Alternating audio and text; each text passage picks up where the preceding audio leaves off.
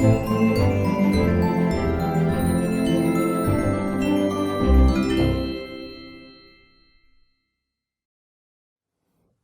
we are going to explain why some firms do not export and how trade costs affect the export decisions for individual firms in monopolist competition. Up to now, we have modeled economic integration as an increase in market size. This implicitly assumes that this integration occurs to such an extent that a single combined market is formed. In reality, integration rarely goes that far. Trade costs among countries are reduced, but they do not disappear. First, let's take a look at some stylized facts. Between 1998 and 2008, only 23.2% of Chinese manufacturing firms reported sales abroad. In 2007, only 35% of U.S. manufacturing firms reported the export. As Table 1 shows that even in U.S. industries that export much of what they produce, such as chemicals, machinery, electronics, and transportation, fewer than 40% of firms export. A major reason for that is that trade costs drastically reduce the number of firms selling to customers across the border.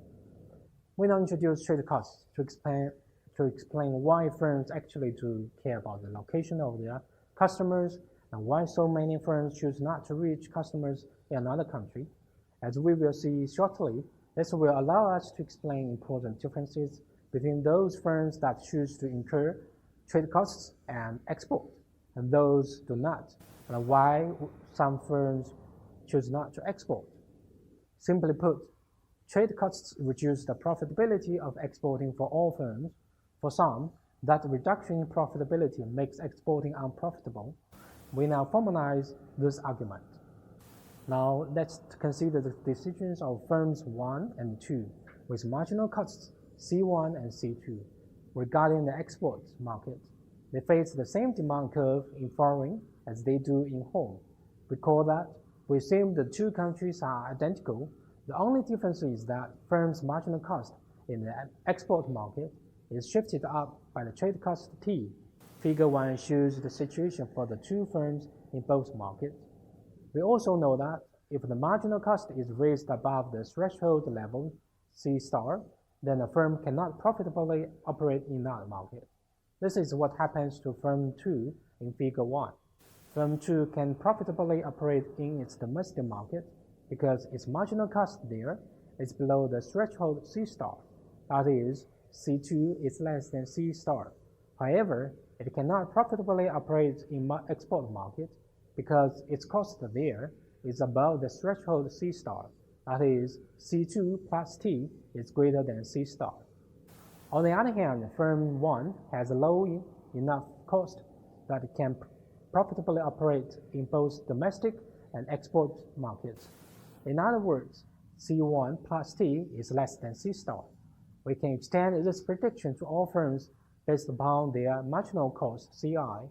The lowest cost firms with marginal cost CI less than C star minus T will export. The higher cost firms with marginal cost CI greater than C star minus T, but less than C star, can still produce for domestic market but do not export.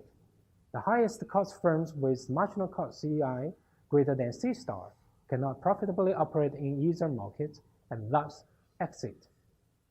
Trade costs added two important predictions to our model of monopolist competition and trade, why only a subset of firms export, and why exporters are relatively larger and more productive, lower marginal cost.